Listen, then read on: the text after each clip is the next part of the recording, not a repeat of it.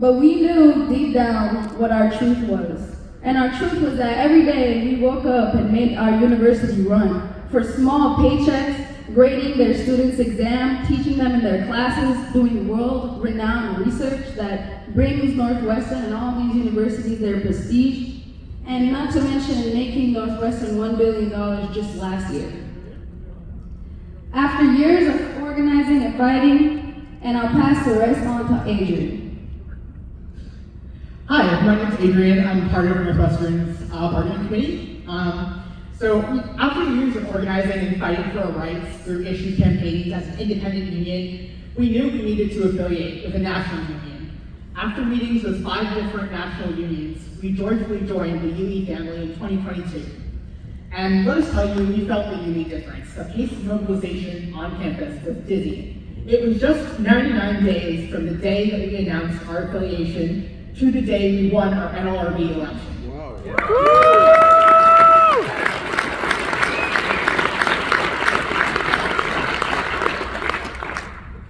After a successful card drop in October, we won our election in January with a 93.5% yes vote, and are in the process of bargaining our historic first contract.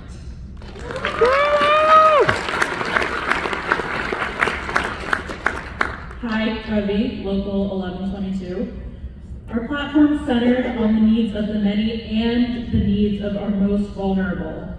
NUGW is an anti-racist, feminist labor union fighting for better working and living conditions for all graduate workers.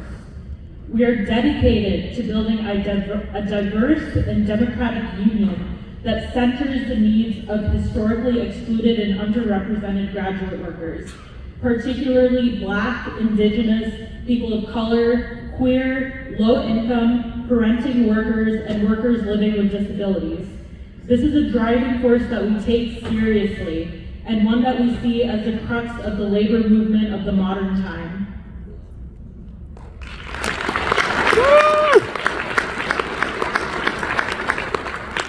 I'm Monica from Local 1122.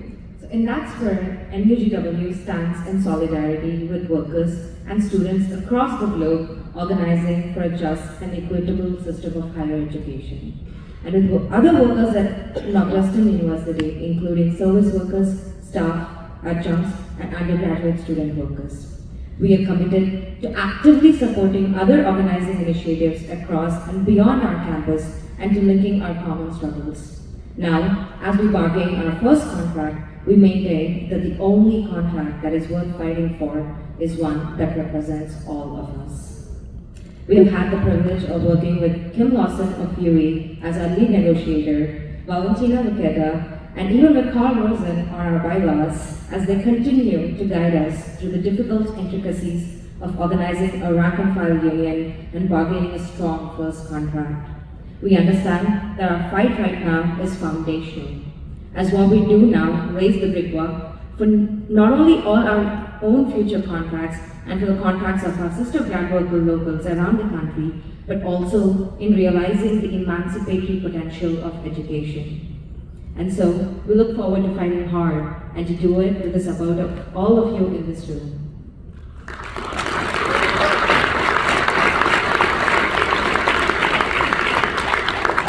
Just to close out, y'all, in that fighting spirit, I'm hoping that all of us on stage can join, and also everyone can join us in a quick chant.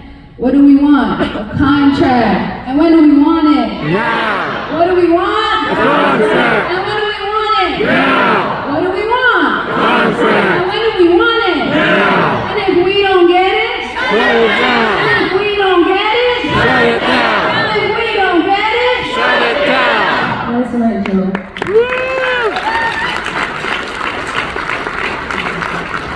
Thank you so much to all of my comrades. My name is Esther Cam. I am from Local 1122, and I am honored to introduce our next group of grad workers.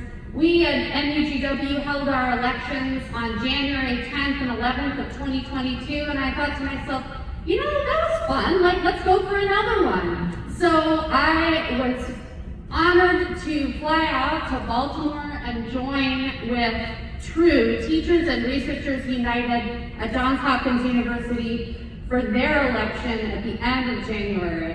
And when I got there, I saw the incredible depth of organization that they have across not just one, but two separate campuses, covering medical, covering engineering, covering arts and sciences. They truly have a fighting organization with their own strong priorities that I know that you'll want to hear from. And because grad workers, because this is a competitive industry, we're competitive too, and it doesn't hurt my pride to say that True beat our record, our 93.5% victory. They are going to be local 197 because they have 97% yes votes. Hey, before we bring up True, we still have something for 1122. So, let me just, let's go over here. We have your charter. Let all working people know that under the authority vested in us by the members of our national organization, we officially grant this charter to UE Local 1122. From this day forward, Northwestern University graduate employees through our Local 1122 shall come under the protection of the United Electrical Radio Machine Workers of America and shall enjoy all the rights, privileges, and benefits and solidarity afforded to all UE locals. Congratulations.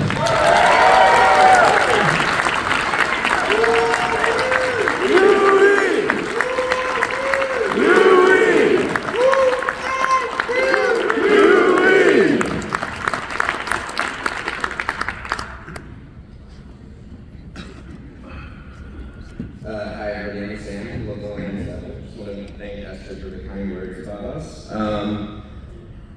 So we started this small group of students in 2014. Teachers and Researchers United began with the goal of improving the living conditions of over 3,000 graduate workers at Johns Hopkins.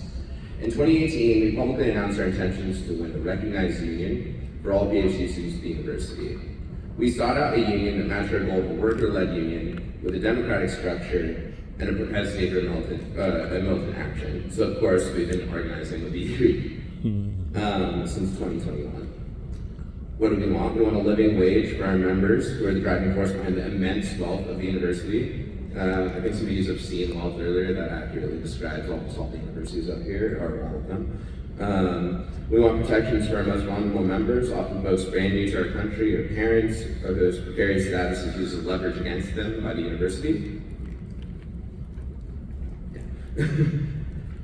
We want to cease to be complicit in the harm that the university does to the communities that we live in, and we are willing to fight for it. In 2022, we dropped cards towards a federally recognized union election. In early 23, we achieved that victory, as Esther said. We had over 2,000 people turn out for our vote, and won with 97% voting union yes.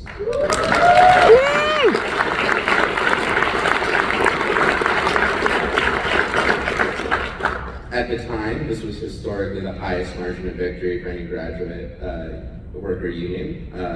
We are very proud of our siblings at University of Minnesota, and more than a little bit furious that they also beat us in the historic margin. They also deserve a round of applause for the same 97%. We began bargaining our first union contract in May of 2023, led by our lead negotiator, Tara, right there. Although the university still seems to consider us that small group of students that we started as, despite us being, thousands strong, they did actually use the term small group of students right after we won.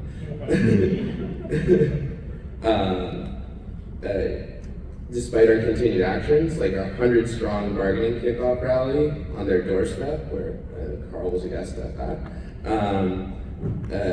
where the only response was admonishing us for not asking permission. They said, that this is verbatim, that you should have asked us for permission. We wouldn't have given it, but you should have asked for it. And then getting mad at us for trampling the sod. the Johns Hopkins cares more about grass than grads flyers wrote themselves. We packed the bargaining room with graduate workers giving testimonials on their mistreatment, their endangerment by the university, in the face of their continued refusal to discuss the university to discuss discrimination. And after all of this, they continue to stall, condescend, and vandalize us, and even show up late to every single one of our bargaining sessions. Yeah. Whether this is real or weaponized incompetence, they're capable of both. It's clear they fundamentally do not respect us or consider us workers. Despite our labor being the fuel that drives the university, we watched the fights of our fellow graduate unions, most recently watching our siblings at MIT GSU, and through them we've seen the power of a critical strike threat. We have secured significant wins at the bargaining table, but our fight is far from over. We know we will win the contract our members deserve, because our collective power is stronger than anything the university can bring to bear. Johns Hopkins has been fucking around for years, and we're gonna make sure they find out.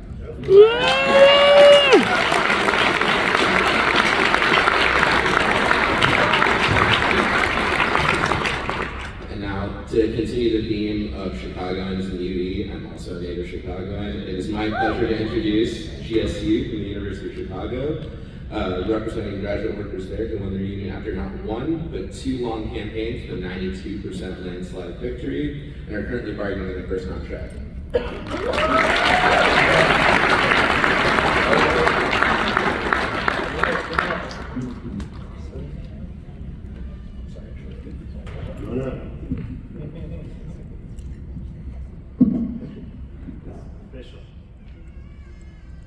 Let all working people know that under the authority vested in us by the members of our national organization, we officially grant this charter to UE Local 197. From this day forward, Johns Hopkins University graduate workers, through our Local 197, shall come under the rights and protections of the United Electrical Radio Machine Workers of America, and shall enjoy all the privileges, benefits, and solidarity afforded to all UE locals. We shall wage together an aggressive struggle for justice on our jobs and in our society. Congratulations.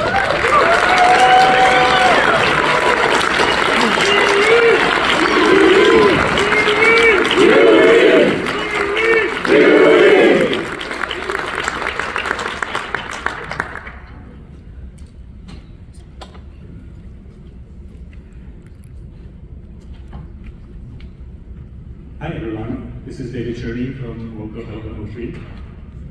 The organizing journey has been long for the University of Chicago graduate workers. GSU, our union, was founded in 2007. In October 2017, 1,103 graduate workers voted yes to unionization. The university immediately appealed the election certification and stalled until a viciously anti-union appointment to the LRB was set for confirmation. To avoid setting an unfavorable legal precedent endangering established graduate unions, we withdrew our LRB petition and pressed for direct recognition. These efforts culminated in a walkout and, in June 2019, a full-blown strike. Our 3-day strike was an unhappy compromise between what was possible and what was needed, and the U Chicago administration weathered it easily. For those of us who took to the picket lines, however, it was an unparalleled experience that taught us a great deal about solidarity and our power as workers. Before we could fully digest the lessons of our unsuccessful strike, our national affiliate at the time decided to abandon our campaign, no longer seeing it as viable in the changed legal landscape. This presented us with a stark choice: to become a second-rate pseudo-local or disaffiliate and go independent. We voted overwhelmingly to go independent. This proved to be a blessing in disguise, as it freed us to replace our former staff-driven organizing model with true rank-and-file control. Our first independent campaign was a sustained refusal to pay our student services fee, a form of wage debt that lost all justification during the pandemic, when campus services were not accessible. The campaign ended with a resounding victory after 14 months, when the administration announced the fee would be waived.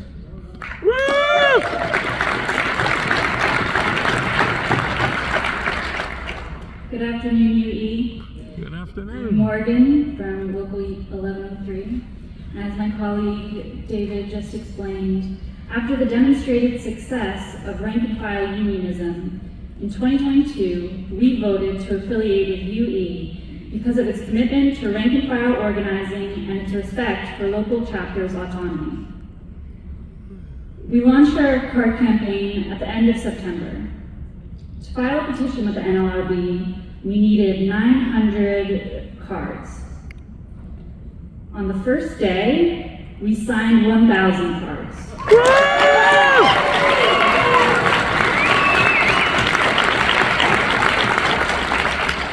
By November, we had 2,000. The energy was still there.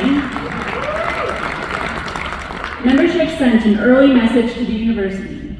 Graduate students demand a union, and we followed through on election day with 92% voting yes in February.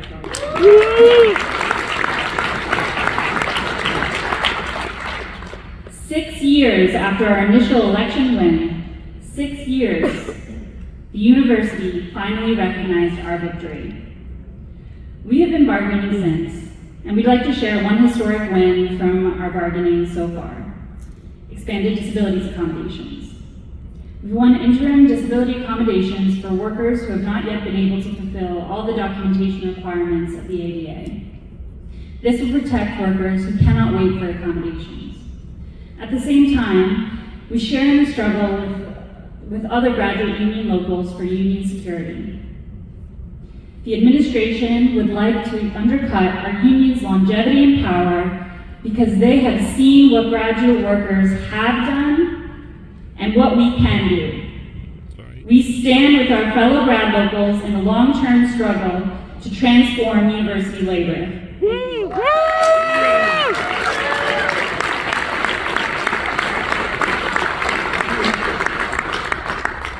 And now it is my pleasure and honor to introduce the Graduate Organized Laborers of Dartmouth, or GOLD. They won their election in a landslide by 89% yes vote.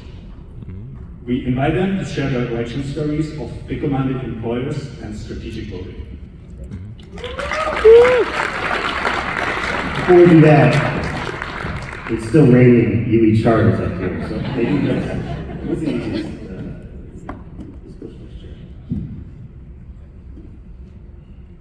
Let all working people know that under the authority vested in us by members of our national organization, we officially grant this charter to UE Local 1103. From this day forward, University of Chicago graduate workers through our Local 1103 shall come under the protection of the United Electrical Radio and Machine Workers of America and shall enjoy all the rights, privileges, benefits, and solidarity afforded to all UE locals. Congratulations.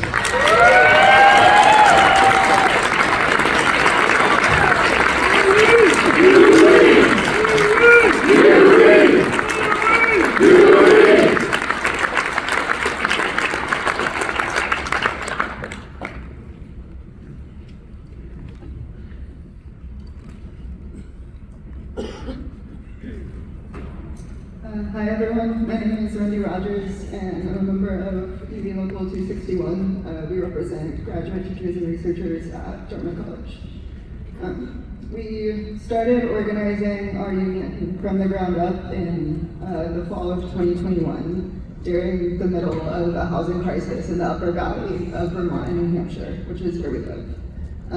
It wasn't uncommon for people in our unit to be commuting over an hour to work or to live in places without plumbing or to be spending over 70% of their income on rent. The week before my roommate Alina moved into our house, we went to Home Depot and got a bunch of insulation and spent the weekend installing it into this tiny little 3-season porch so that her daughter could have something that resembled a bedroom because there was no way that Alina could afford 2 rooms worth of rent on our stipend. So needless to say, conditions were ripe for organizing. About a year after we started, in October of 2022, we had gained hundreds of members and we announced our intention to unionize with UE. Around the same time, our campaign ended up winning a small pay raise and some benefits, but nothing that came close to meeting our demands. So if you fast forward to this past April, we were set to have our recognition election. 1 week before the election was to take place, Dartmouth tried to split our union in half based on a completely meaningless difference in our job titles.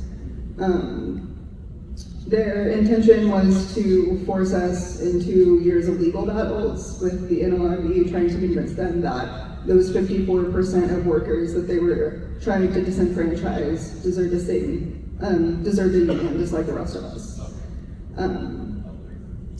But we know that our right to a union doesn't come from the NLRB, it comes from the value of the labor that we perform.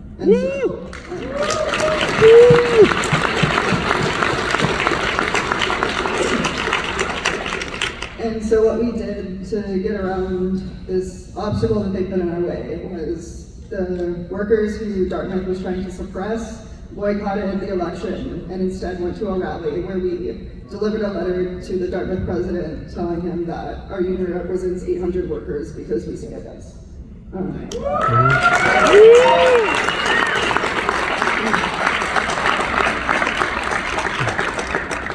And that worked. We are now bargaining our first contract led by Zach Knight. Shout out Zach, we can do it without you.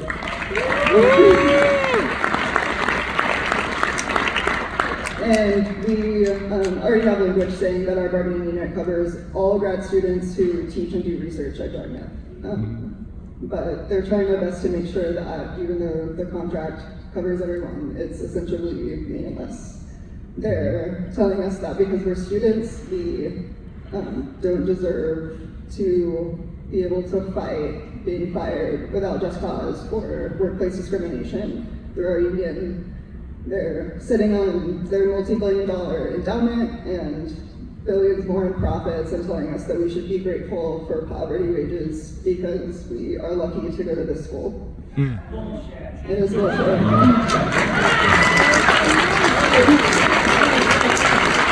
I know that place. Yeah.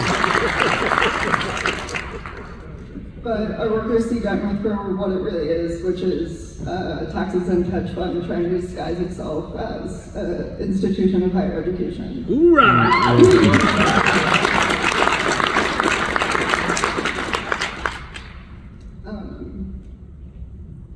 Sorry, I'm not reading off of this. I forgot where it was. So yeah, we're entering our first contract negotiation. We realize that we are in the midst of a moment led by the people sitting behind me and others, and it's a prime opportunity to lay new groundwork for our field, but also for labor in the US and around the world. And so we know it's not going to be easy, and the main focus of our union right now is building towards a strike. We're currently preparing to strike all teaching and research work beginning sometime early next year in order to win a contract that protects us and gives us some of the things that we need. The last thing I want to say is that we're very grateful to be here.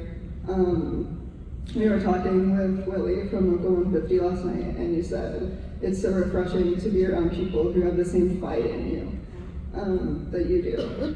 And we agree. This has been really inspirational for us. I know Mark talked about it a lot earlier, but our members voted 85% to affiliate with UE, and that really is because y'all fought to maintain a militant rank and file organization. And we're deeply honored by the way that we've been welcomed into this union.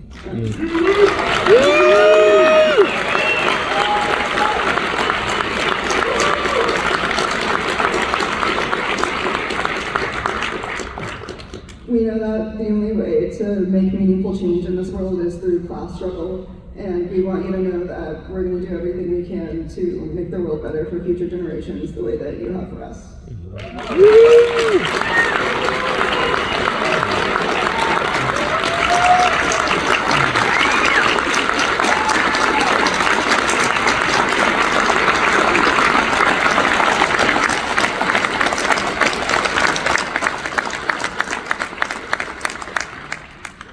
Okay, I'm done.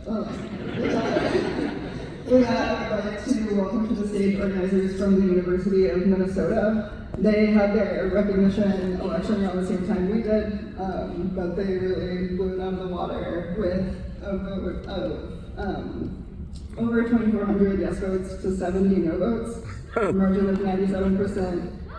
Welcome, UNM.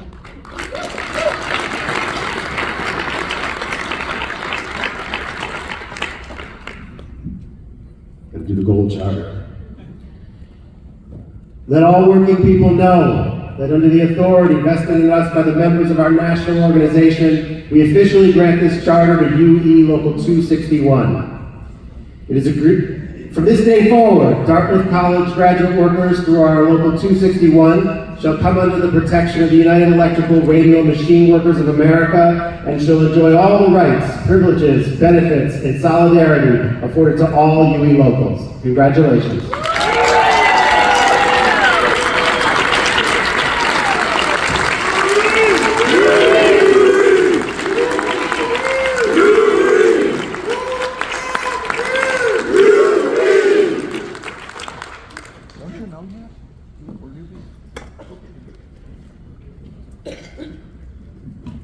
Hi everyone, I'm Rachel from Local 1105, University of Minnesota grad workers.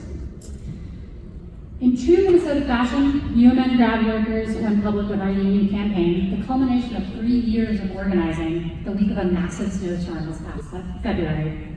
As a public institution, according to Minnesota labor law, we had to collect hand-signed cards, no digital cards, no scanned cards. That meant we had to show up to workers' offices and homes to get their cards, liaise with each other to get cards from different campuses, and ask workers out of state to mail in their cards. But icy walkways and 20-degree weather did not deter our organizers from getting outside and collecting over 1,700 cards on the first day. That's on the first day of our card campaign. And in true Minnesota fashion, hundreds of grad workers came out for a chilly kickoff rally and spent days in the snow knocking doors and collecting even more cards. After a successful card drive, we were ready to go into the 6th graduate worker union election on University of Minnesota's campus in the last 30 years. Like a lot of organizing, this campaign started as just a handful of workers coming together in the wake of the pandemic to fight for COVID-19 protections on campus. They also gathered signatures for petitions to improve parking for grad students and one to increase pay and reduce fees. Despite getting a majority of workers to sign the pay and fees petition, it was clear it wasn't going to budge the university administration. To win fair pay and benefits that we deserve and freedom from unreasonable and excessive student fees, especially for international students, we needed to show them the strength of our numbers are more than just names on a page. We needed to show them that we make our university run, and we cannot make it run if we, especially our most vulnerable workers, don't feel safe and don't have living wages. And thus, these issue-specific petitions blossomed into our union campaign, our movement to collectively bargain with our boss for our due share. In April, we went to the polls. Minnesota labor law prevents absentee ballots, so having our election before workers left for the summer and when we would lose organizing momentum felt essential. We were also not allowed to campaign at all when the election started. So we spent the days before the election calling and texting thousands of workers, making plans with them to get to the polls. And it worked. With 2,487 yes votes, or 97% of the count,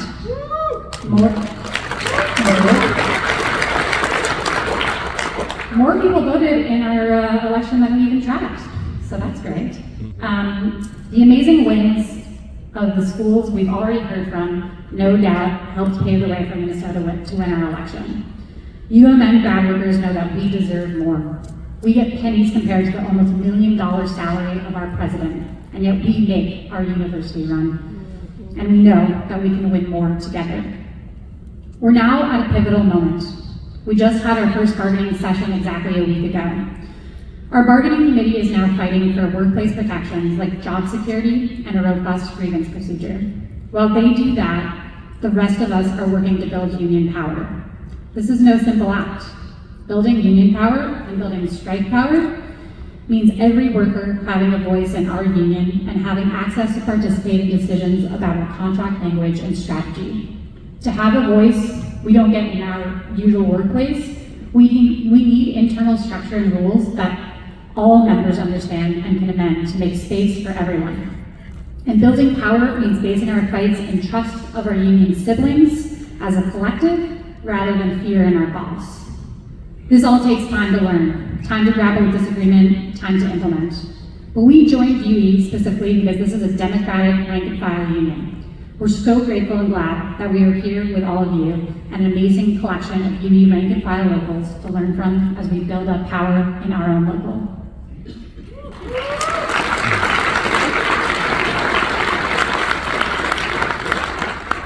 Hi everybody, my name is Anshu, and it's my pleasure to introduce one of the largest private sector bargaining units in California, the Stanford Grad Workers Union. In July 2023, an overwhelming 1,639 grad workers at Stanford voted in favor of unionizing, with only 108 votes opposing. It was so exciting for us at Minnesota to celebrate their victory just on the heels of our own and welcome them to the UE grad worker family. We're so grateful to be in this with you guys because we know Stanford works because you do. It's an honor to now say, please give a warm welcome to SGWU.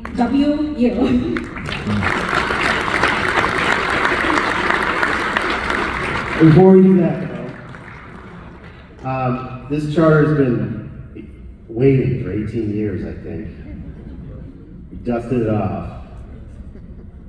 Let all working people know that under the authority vested in us by the members of our national organization, we officially grant this charter to UE Local 1105.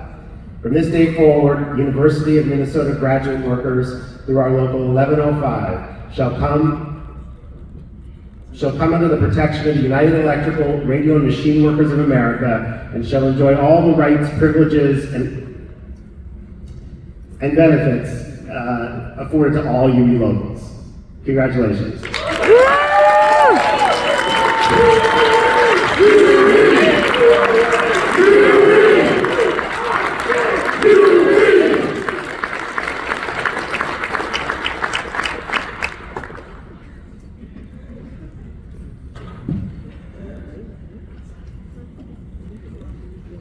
Okay, Chris Gustin, Local 1043. The Stanford Graduate Workers Union had its early beginnings in 2016 when a group of graduate student workers realized that their needs and dignity would not be respected by administration, and it was time to take matters into their own hands. For a university which loves to boast that it has world-class education and research, it has consistently deprioritized, demeaned, and failed to support its graduate student workers who in a large part run the university. Whether they teach, do research, or both, graduate student workers at Stanford face many of the problems systemic in academia. Chronic underpayment, rampant sexual harassment, which many students are fearful to report, advisor abuse and coercion, and more. From being forced to work 70-hour work weeks for 20 hours of pay, to relying on toothless grievance procedures subject to complete administrative control. From uncertainty and financial burden over visa renewals with no support from the university, to not making enough money to buy a car, but dealing with an administration that unilaterally removed all transport subsidies during the pandemic. Stanford graduate workers have come to realize that the key to a dignified workplace lies not in asking administration for these things,